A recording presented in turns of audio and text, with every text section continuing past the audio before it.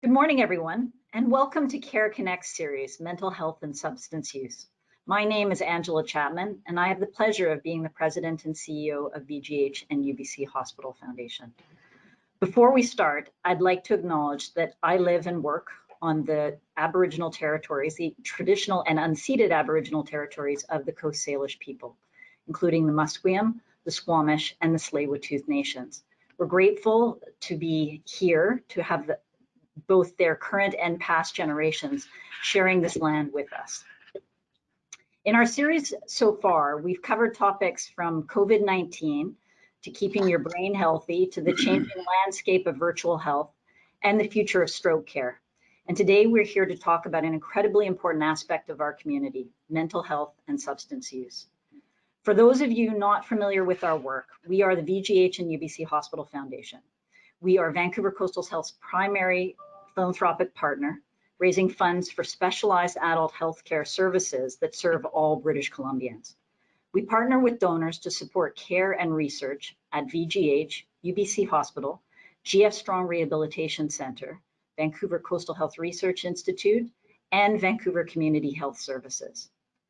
Speaking of donor support, I would like to acknowledge the Siegel family. Joe and Rosalie Siegel and their family have been long-term supporters of our foundation, and they contributed a phenomenal gift that kicked off our campaign for the Joseph and Rosalie and family Siegel Family Health Center. And that has transformed the way that we deliver mental health care services here at VGH.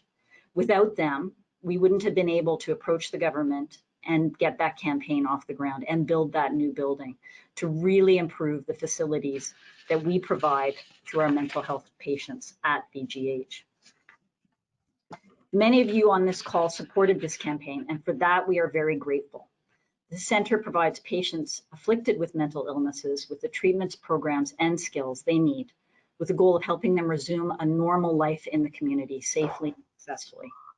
To speak about mental health and substance use services here at VCH and the research that is advancing care here, we have a couple of expert speakers with us today to tell you more about this. Today we're joined by Dr. JJ Sidhu, who is Department Head and MHSU, Mental Health Substance Use Medical Director at the Siegel Family Health Center at VGH, and Dr. Puya Azar, Psychiatrist and Addiction Medicine Specialist. We'll also have the pleasure of hearing from a patient as they describe their journey, including their time at the Siegel Health Family Health Center. As attendees, you will be muted, of course, but if you have any questions, type your questions into the question chat box anytime during this webcast, and we will be able to curate those questions and we'll be bringing them to you later in the webinar. Only organizers and panelists will see your questions. This session will also be recorded and will be available to you and to others following this webcast. Now, I would like to introduce our first speaker this morning. Dr. JJ Sidhu completed his medical school and residency in psychiatry at UBC and a master in public health at Harvard University. He is consultant liaison psychiatrist at Vancouver General Hospital. Please join me in welcoming Dr. JJ Sidhu. JJ. Great. So thank you, everyone. I just wanted to, believe me, that's not the first time I've done that this week. Thank everyone for being here and welcome everyone this morning. I'm delighted to have this opportunity to give you an overview of our department, which is mental health and substance use. And specifically, we're going to be focusing on what happens here on the campuses at Vancouver General Hospital and UBC Hospital. So in addition to this overview, and again, it's a very bird's eye overview, we'll have an opportunity to highlight some really important donor enhancements to the system and that have added a significant level of quality to the care that we provide. I also have the honor of introducing you to one of our clinical champions, who in turn will introduce some very special guests, and we think you'll really enjoy that part of this presentation. But before we get into things, I really wanted to address the elephant in the room, and this is a question that I receive quite a bit when walking through the halls of VGH, is this, what's happening with respect to the mental health and how are people being affected by COVID-19 in that realm. I think many people have seen this graph on the left side of your chart there, speaking to the various waves of COVID. And unfortunately, we are all familiar with the first wave that came in the spring, and we're currently in the midst of the second wave of COVID.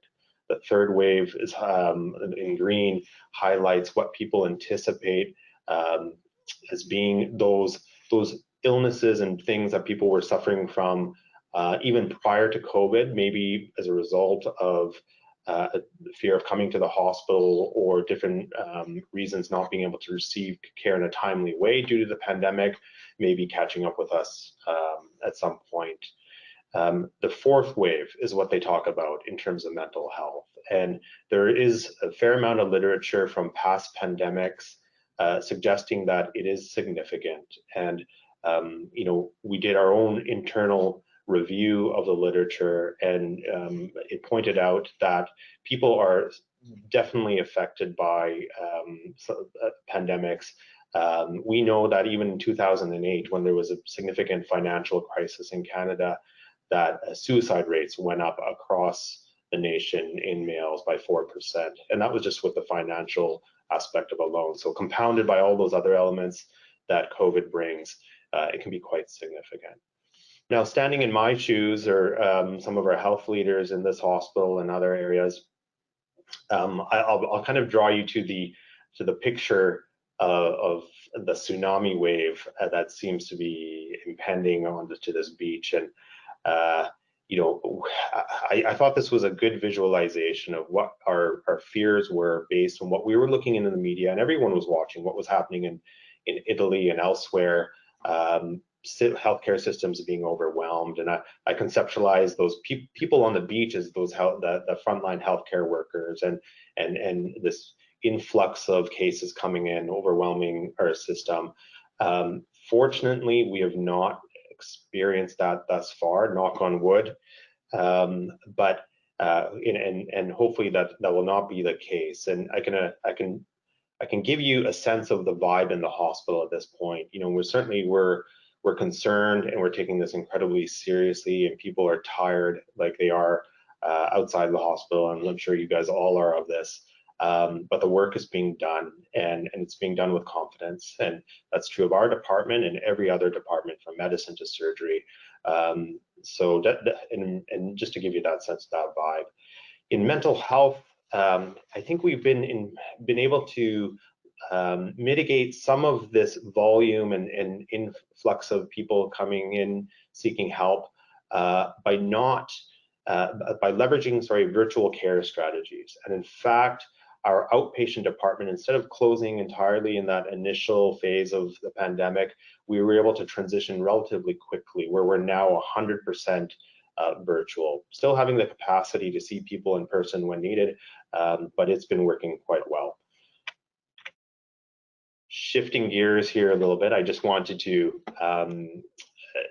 talk about what mental health, what kind of work we do in mental health, and how the system works. And again, this is a really bird's eye view, and it applies to other areas of health as well. I took this diagram from a ministry document that was put out in 2016, but I think it really highlights the system and how we conceptualize different levels of care. So primary care is what we would see as, you're at home, you have an illness, maybe it's depression, and you would go to a clinic out in the community. You would see your family doctor. Maybe this is a mild to moderate range. If you do need a specialized care, or the severity of symptoms are worse, or there are some acute safety issues, you would then go to hospital or see a specialist. And that might be through the emergency room, it might be through one of our urgent care clinics, and there's a potential that one could be admitted to a hospital for a relatively short stay, hopefully, and then ideally you would be transitioned, or you would get to go home once that episode was over. And that's what we call secondary care, or in our system we refer to that as acute care.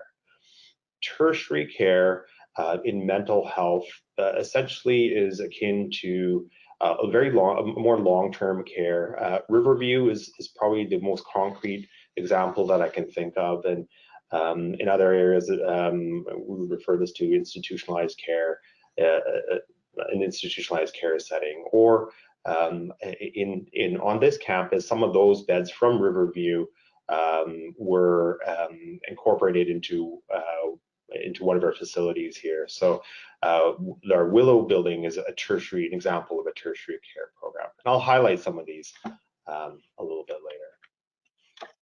Okay.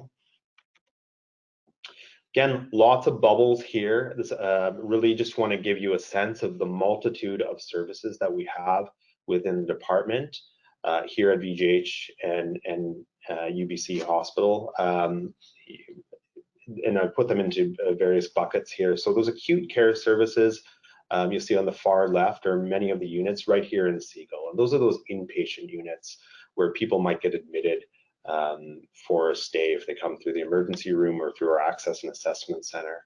The tertiary services, as I commented, could be those long-term stay beds or some specialized care services.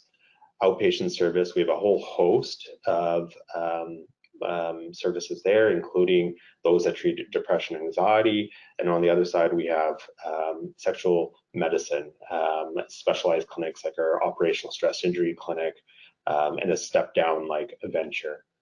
And then there are consultation services. And I myself am a consultation liaison psychiatrist. I work on medical and surgical floors where we'll see patients and coming in for an appendicitis or an infection, but there might be some sort of psychiatric overlay. I'll speak a little bit more about the complex pain and addiction service in a bit as I introduce Dr. Azar. We're really grateful and proud of the care that we're able to provide here in this facility, and much of this could not occur if it wasn't for donor enhancements. And I really wanted to speak and highlight a couple of these or a few of these that have contributed to that quality of care. Kelty's Key was a result of a generous donation from the Dennehy Foundation and family.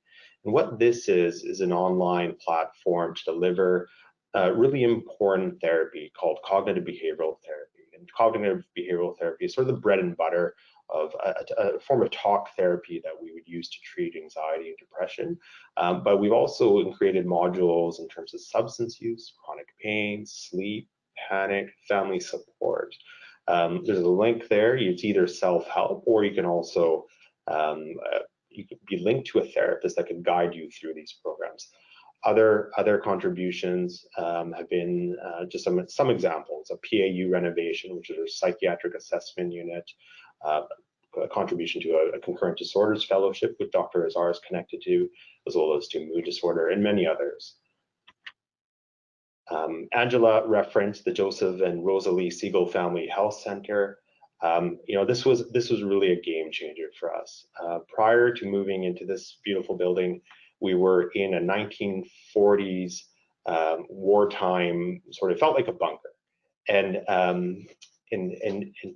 And when people moved into this facility, and I remember walking patients over myself from that old facility to this one, seeing tears in the eyes of patients who were in that previous facility, and tears of joy, and also in the staff. Often psychiatric and mental health facilities are relegated to the farthest reaches of a university campus or hospital campus, if on campus at all. And now we're smack dab in the center.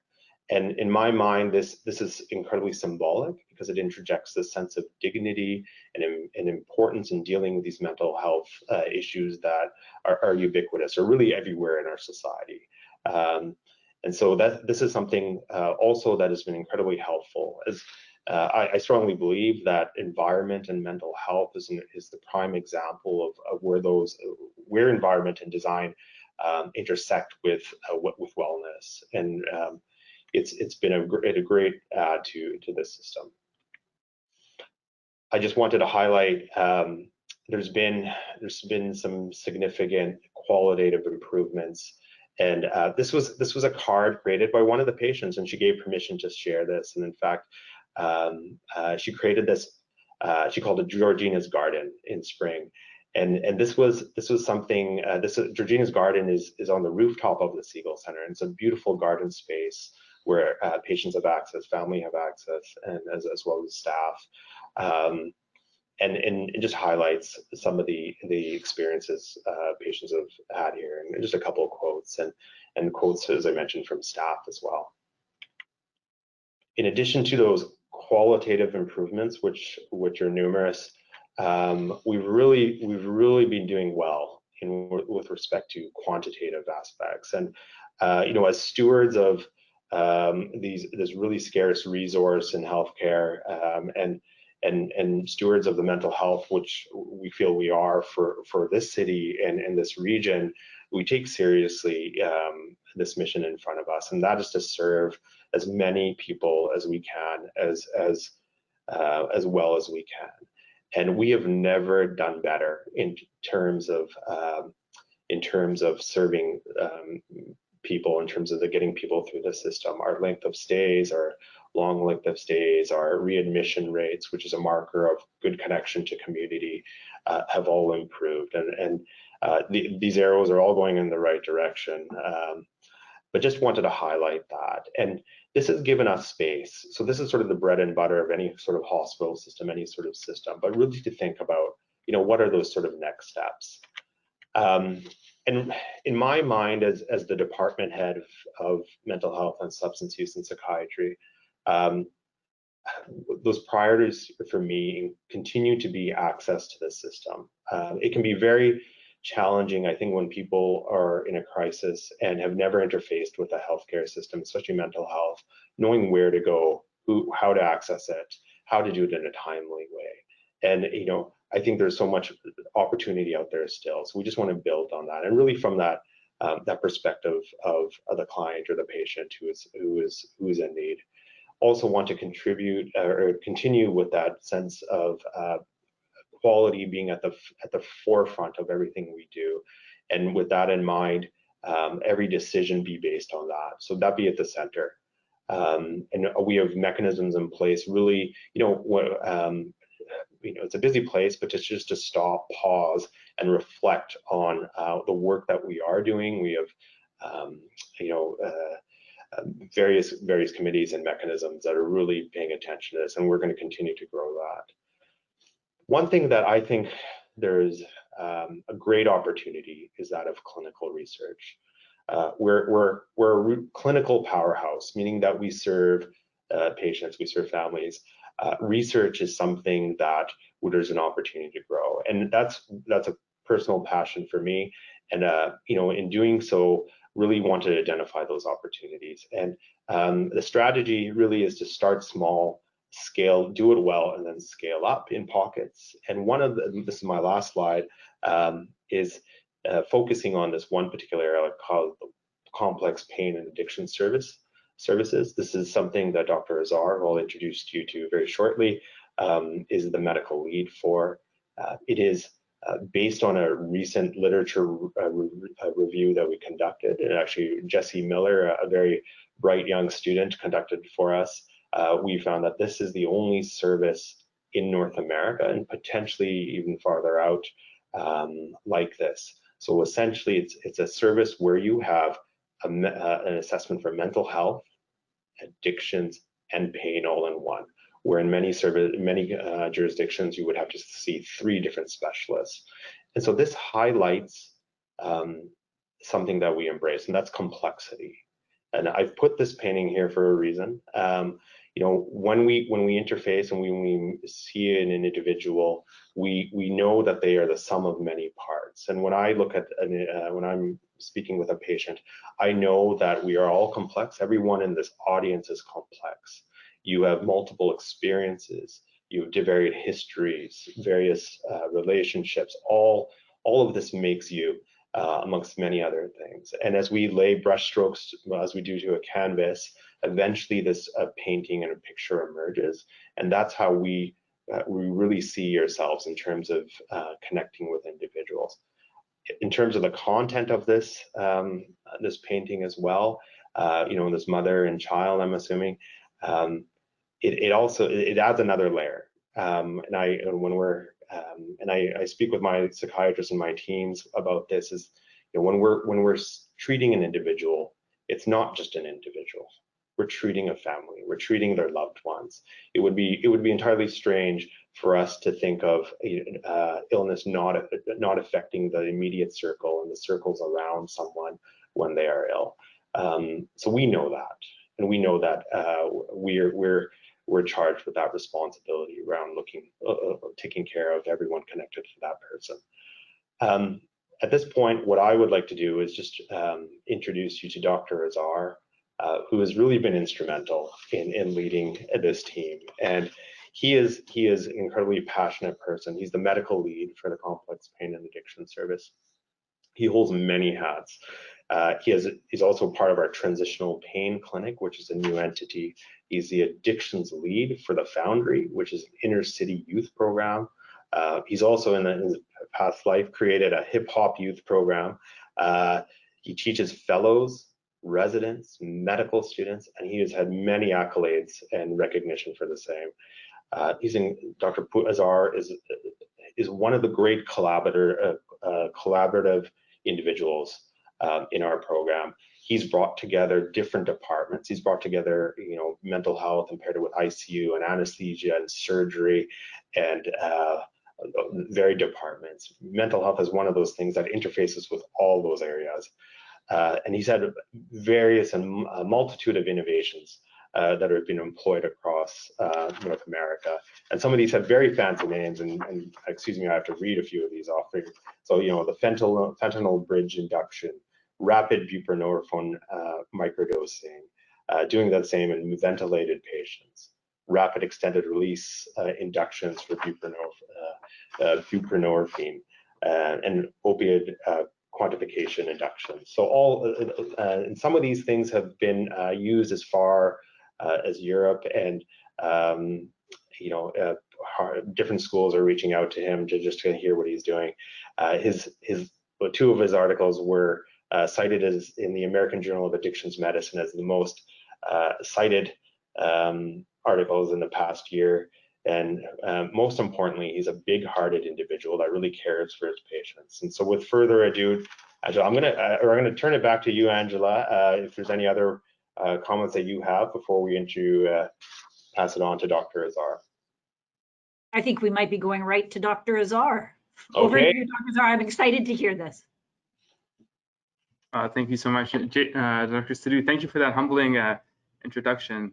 I didn't know you knew about my hip hop therapy, but I won't be doing any hip hop today. I wanted to pick up on a theme that Dr. Sidhu introduced, which was the complexity of our patient population and the need for comprehensive wraparound care. We're sitting here in the midst of dual public health crises with COVID-19, as well as the opioid overdose crisis.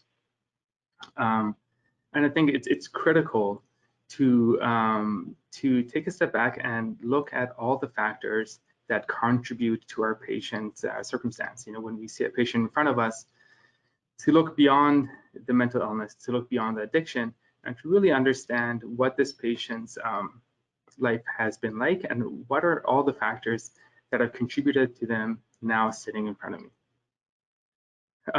Now, to do this, I could have done a PowerPoint with charts and flow charts and graphs.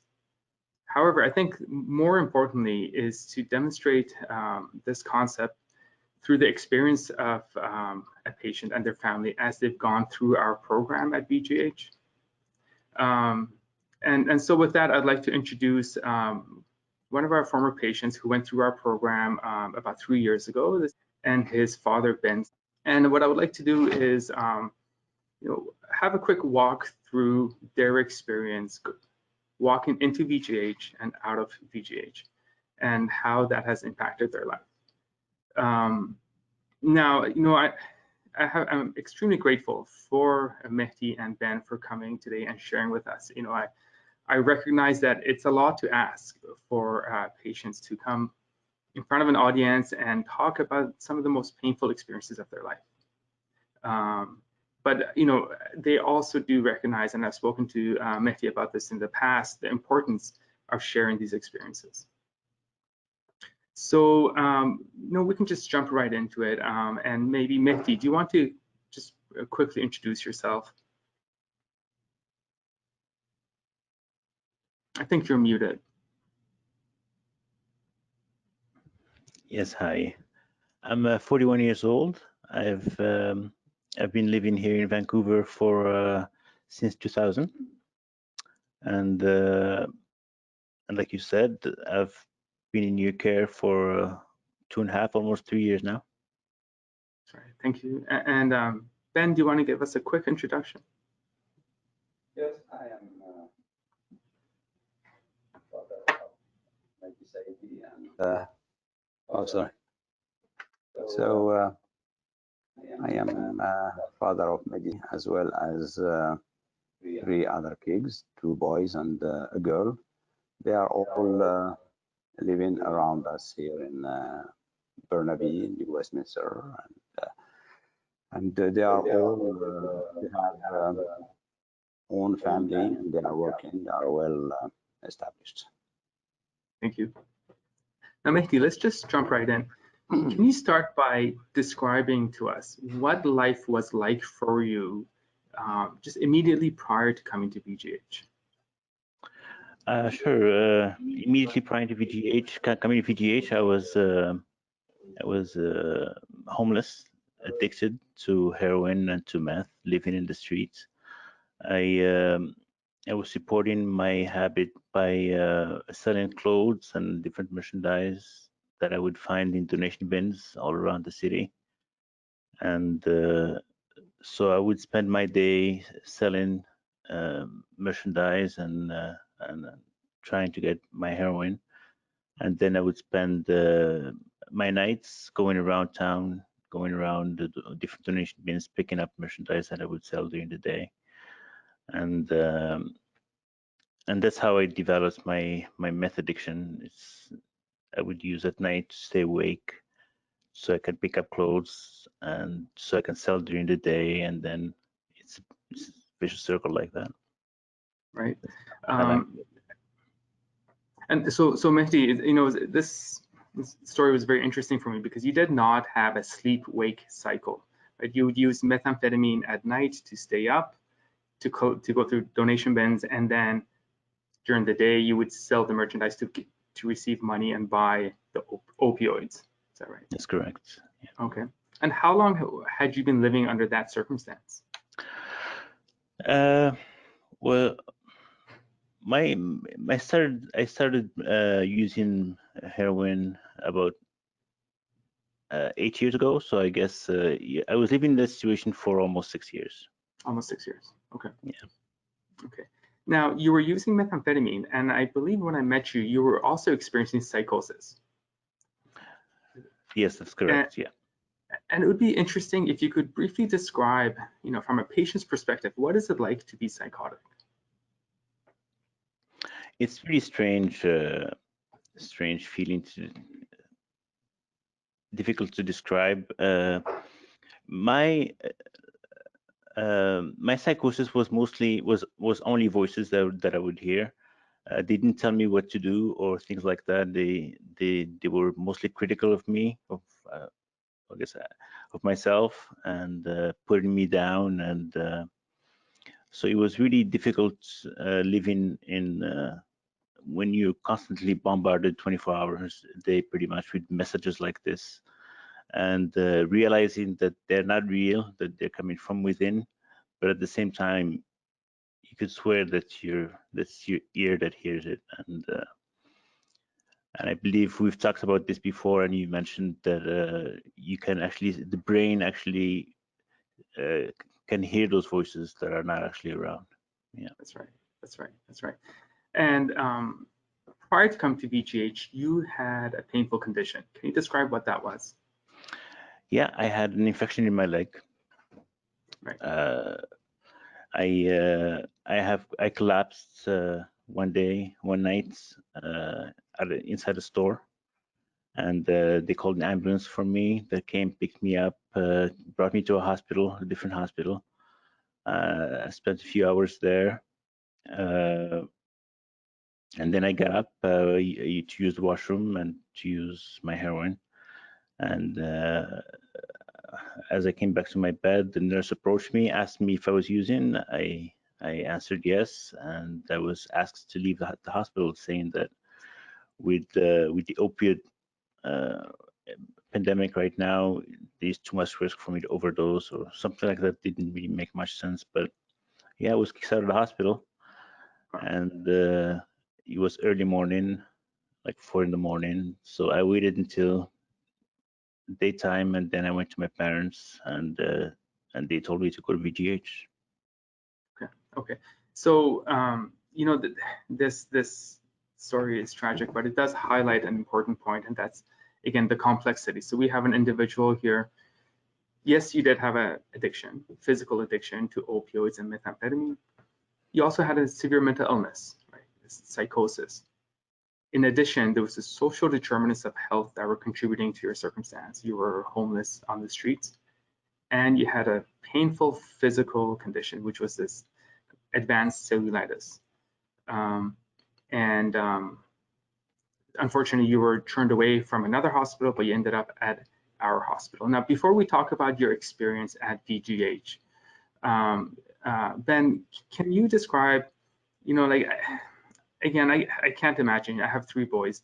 I cannot imagine what you've gone through, Ben, but there was one story you shared with me at one point, and that was around when you first went to the streets looking for your son, and what that experience was like. Would you be able to describe that experience briefly for us? Yeah, I just complete the information. I have 3 boys and a girl. And yes, that day, it was really something for me. Because, of course, we knew our son was doing drugs. He was living on the streets, which was already something absolutely incredible for us. We were living, I could say, a normal life. But that day, I was looking for him, and I went to different places. And someone told me he might be there behind those stores. So I went there, and I just saw him. He has this kind of cart or whatever, a lot of stuff around him, and he was sleeping on the ground with different personal things, including money and other stuff, and he was just not there. It was a shock. It was a complete shock. It's something I don't wish to no one to live this experience. Thank you for sharing. I can't imagine how difficult that would have been.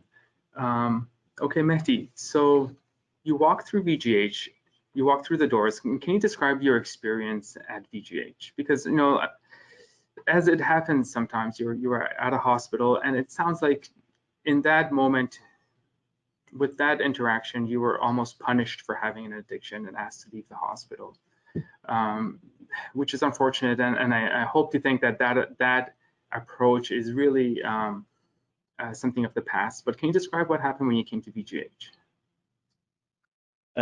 Sure. When I was admitted because of my infection, and then I was approached. I think it was by you, I think probably, and asked me if I wanted to quit using heroin, and I answered no. Like I'm used to. I've been to hospitals before, and they usually ask me the same question. I would answer no, and that's it. They go away. This time, same thing happened. You went away, but then you sent me some students, I remember, to come and talk to me. And So so you were persistent, but not pushy or anything like that. You know, very respectful. So and then I talked to my family, talked to my dad, and asked if I would get support needed for me to, if I was to make a step like this one. I knew it would be a big step, and he said yes, of course. And I remember he was around the hospital all the time, trying to talk to you, speak with you, and so yeah, it was the talks that we had that put the idea in my head, yeah, that I could do it. Yeah. And just yeah, thanks for sharing, Mehdi, and to demonstrate the complexity of the situation, because we had an individual in front of us.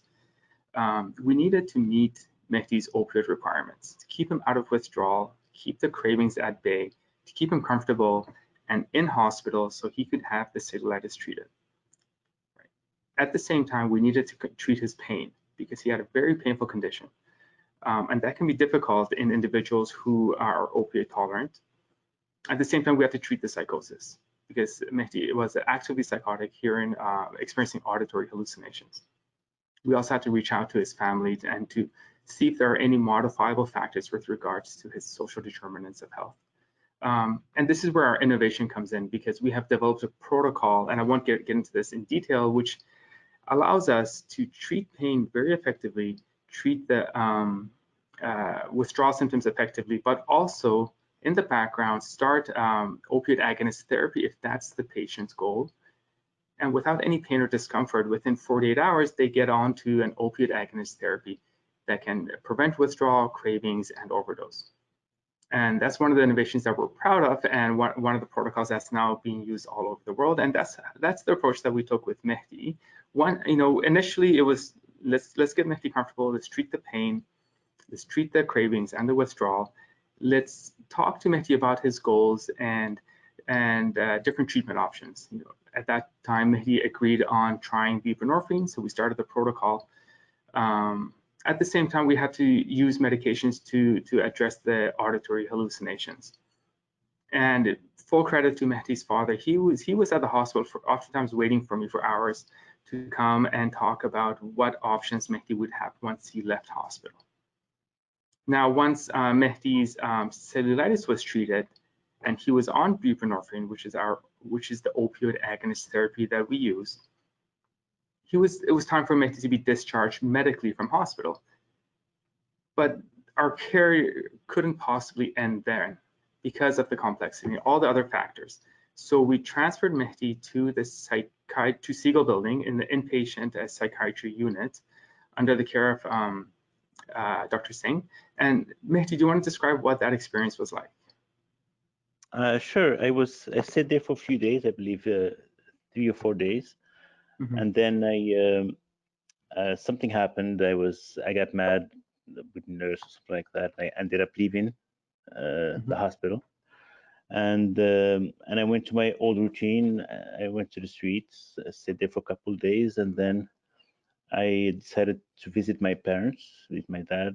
I went, and when I did that, I was surprised to hear that my dad was contacted by Dr. Singh, and he sent him a script for my meds, and he also told him that he has spoken with you, and that you were ready to take me as a patient.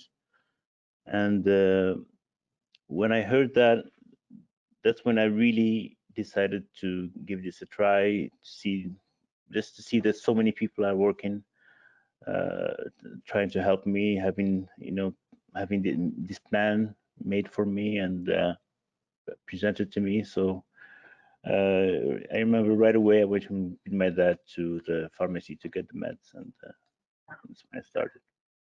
Yeah. Again, that's such a critical concept that we're very good as physicians in terms of stabilizing patients in hospital, but our responsibility doesn't end when a patient leaves hospital. So it was critical for Dr. Singh to contact your family, send the prescription, and set up a follow-up appointment in case you had changed your mind and you wanted to continue with treatment. And I feel if that, just like you mentioned, if that had not occurred, we may not be here today having this conversation. Absolutely. And then, Ben, do you want to describe just what your experience was like supporting Mehdi during those initial few days? Yes, as you mentioned also.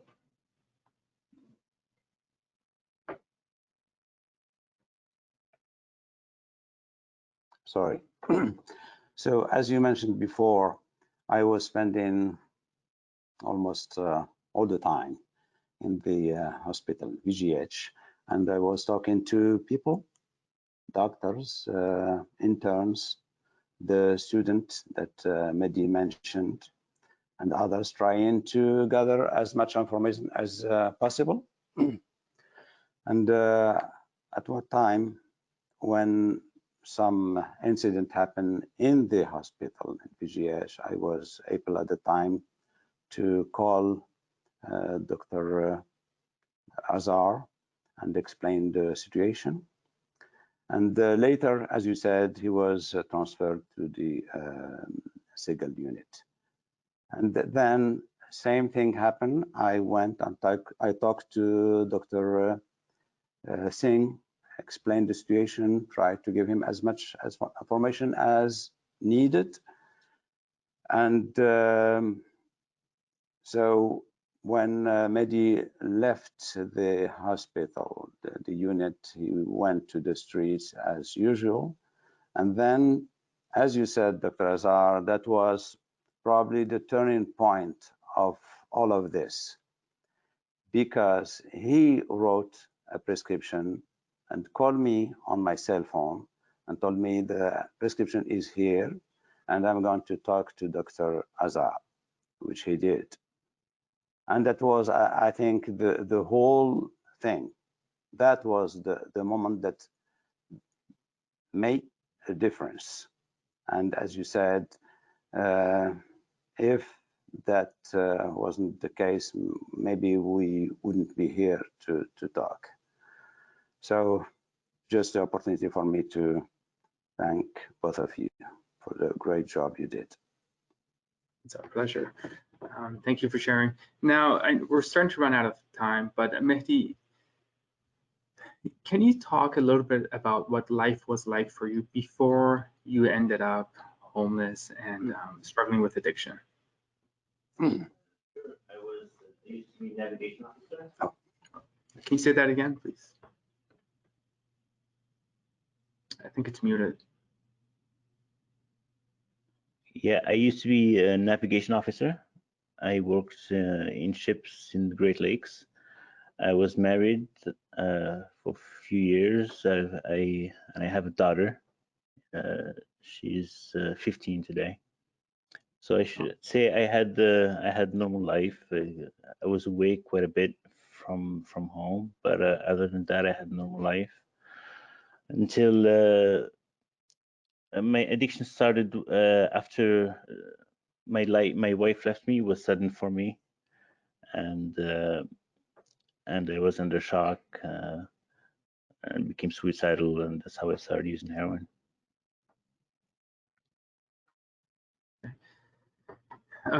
Again, thanks for sharing. Again, I think this is such an important concept that the disease of addiction and mental illness doesn't discriminate. We have an individual who had a very high level job, very successful, came from a very educated family. But that interplay between mental illness and addiction was so significant in this circumstance, which contributed to you ultimately becoming homeless on the streets. And again, just to summarize, the key points was that the complexity of the social determinants of health, physical pain, the mental illness, the physical addiction. It's my belief that we have to address all of these factors in order to have these types of successes. That's not to minimize the hard work that you and your father put in. You guys worked extremely hard and every step along the way to have this success. Maybe in finishing, what does the future hold for you? What are some of your goals at this point? Well, I don't have big goals. I mean, I would like to move out of my parents' house right now. I'm looking for rent. Applied for BC housing. I'm also starting to look for work and to exercise a little bit and lose some weight. So it's short-term and long-term goals. Yeah. Perfect. And I think our time is up now. Any last points, Ben, before we finish off this segment of the presentation? Sure. Yeah, as I said,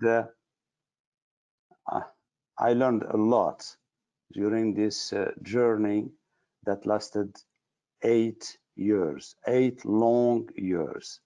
I learned first that addiction is a disease. Before I was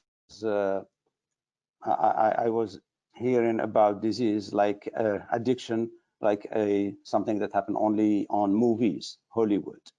But now I learned that the addiction is a disease, and as a disease, it has to be treated. Now, of course, many people know that, which is good. But the thing is that the treatment of the disease is very special. When you have an infection, you go to the hospital, they give you an antibiotic, and that's it. But for this one, for addiction and mental health, you need a 24 hours, 7 days a week help. That means you need a lot of resources. I have to say that resources are very insufficient. We waited for instance, we waited something like 3-4 months before Mehdi could find a bed in a treatment center, thanks to Dr. Azar again. But you need more. We need more resources. The other thing, going back to Dr. Sidou's presentation when he was talking about the complex pain and addiction service, he presented a nice impressionist painting of Monet, mentioning that in this center we treat patient but also the family. I have to add that family also can bring a big input, big help, provided there are opportunities for them, family and also friends or neighbors or other, to bring that input. I don't want to take too much time, and I will just stop at this level. Oh. Thank you for sharing. So I do believe we're out of time. Again, I just want to thank both of you for presenting today. Really, it's stories like these and that help us as physicians, during some of our dark times when we don't have good outcomes. Mehdi's one of my bright stars that kind of during the darkest times I can think of his story, and it kind of helps me get through some of those difficult times dealing with the dual public health crisis. So thank you so much to both of you, and I can hand back the presentation.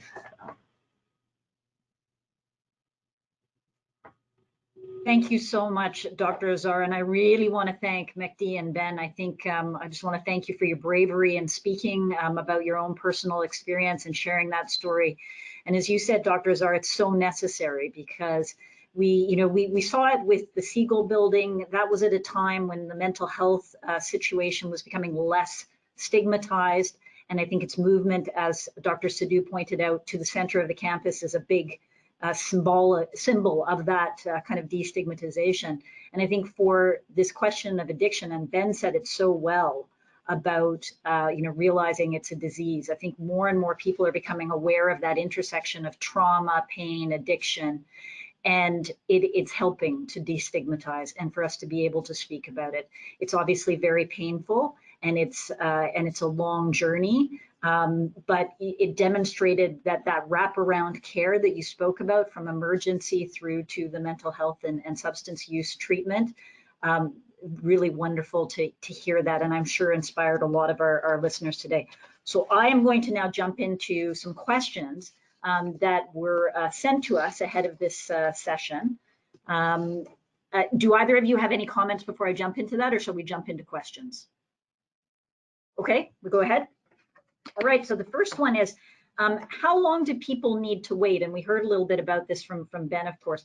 How long do people need to wait to receive mental health or substance use care before a diagnosis and after? So maybe I'll answer that one. I think we're incredibly fortunate here in Vancouver. In approximately 2016, a service was created on this campus called the Access and Assessment Center. And this was the first of its kind in Western Canada, where it's an urgent care clinic for mental health and issues. And so this service continues to this day. It is on the first floor of the Seagull Center. You can walk in, you can call in, you can schedule an appointment the next day. You can do it over the phone. You can do it via Zoom or FaceTime. You will speak with a clinician, a very experienced clinician who will do an intake.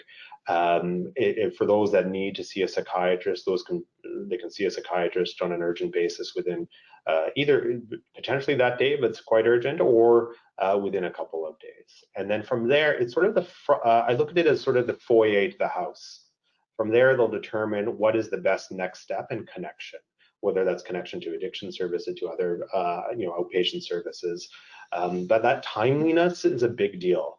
It's still not perfect, and this is really a big target, as I mentioned: accessibility, smoothing that out, refining the mandate, making us nimble such that we can respond, because when people are in a crisis, they need the help, and it can't be complicated, and that was part of it. We just want to make the centralized stop, and not necessarily having to go to the emergency room, which is kind of a suboptimal sort of experience for so many.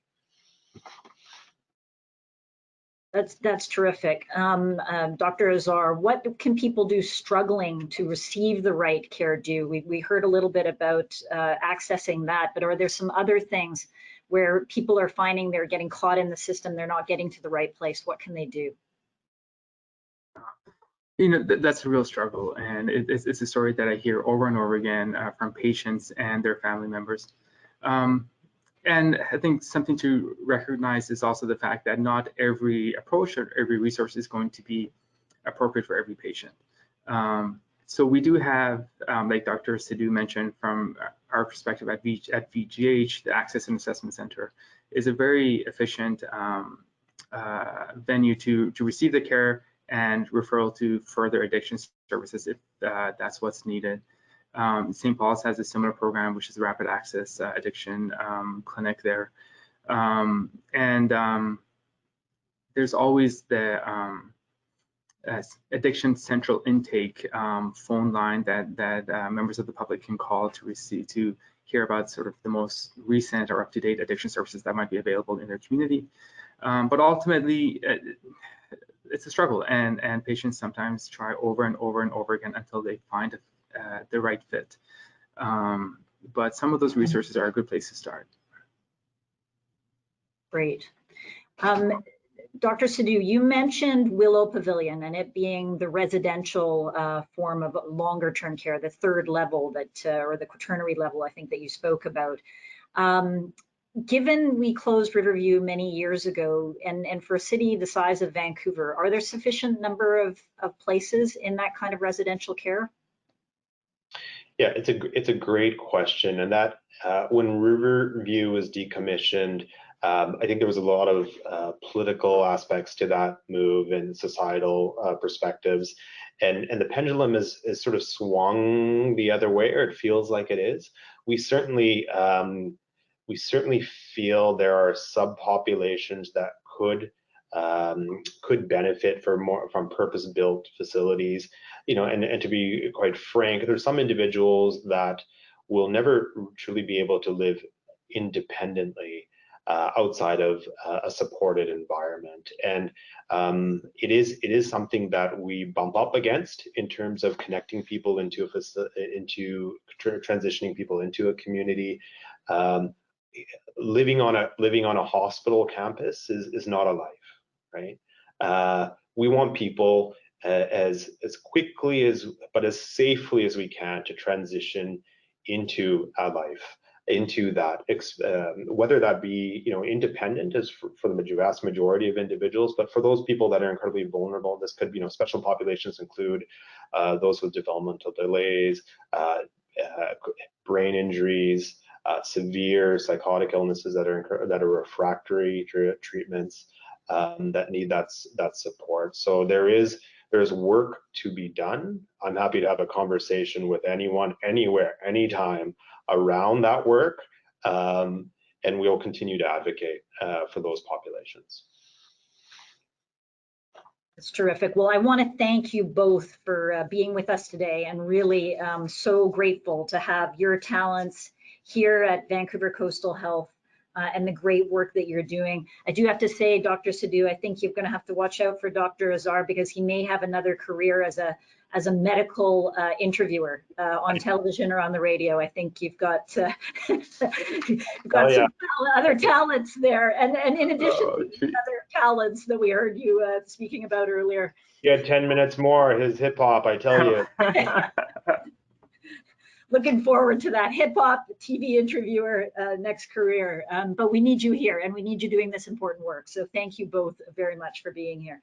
And I want to once again thank Ben and Mehdi for sharing their personal story, which is so inspiring. Before we close off today, we just wanted to tell you a little bit about one of our initiatives, and I think it comes to some of those questions about services and having care there at the right time. Similar to the Siegel Family Health Center, we believe it's going to transform the way that we care for individuals affected by problematic substance use. So please, we're going to pull up a video now, and I want you to turn your attention to this video, and please enjoy watching this.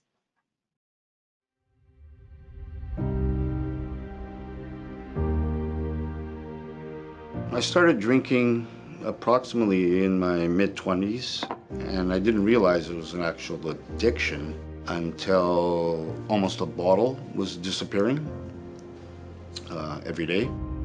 I spent about 20 years, 2 decades of drinking pretty heavily. It was a daily routine.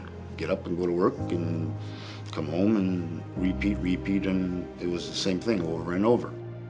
One day, I just couldn't do it anymore, which is when I first engaged in help by admitting myself into the hospital.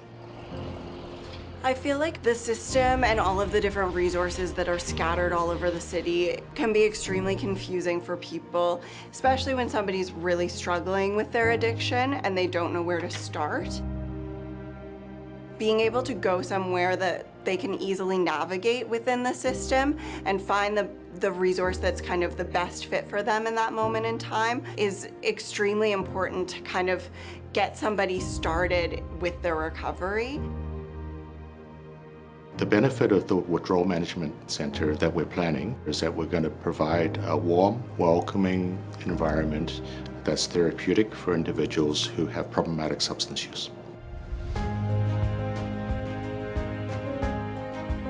So this new center, given that there are going to be a range of services within the same building, would have a greater ability to provide a variety of services that are more individualized. The key difference with this center, aside from its significant size, it probably would be one of the largest withdrawal management programs in the country, would be to integrate research into the program so we can rapidly learn and improve the outcomes of individuals who come to our program. I would say that relapse is an extremely common part of recovery. So we approach it in a very non-judgmental and compassionate way because we want clients to not feel that shame and guilt that comes with relapse. You're constantly fighting the craving, you're constantly fighting the issues that brought you to the drinking. After that first realization that I was an alcoholic, the journey has been extremely difficult. But with the help of others, such as your family and the support system from the community health, things are much easier because now I know who to call for that help.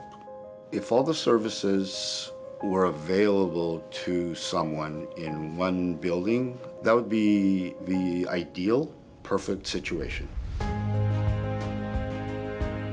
The impact of any donation can be tremendous. I've personally seen individuals go from the streets to complete success, and in some cases they've even come to work for us. Seeing people succeed is extremely rewarding. You just see their entire lives kind of open up and all of this opportunity come to the individuals. So it's really exciting because these individuals are extremely capable people who are going through a time in their lives where they're really struggling. But with services, recovery can happen, and these people can really contribute a lot to our community as well. So it's extremely important to give to healthcare.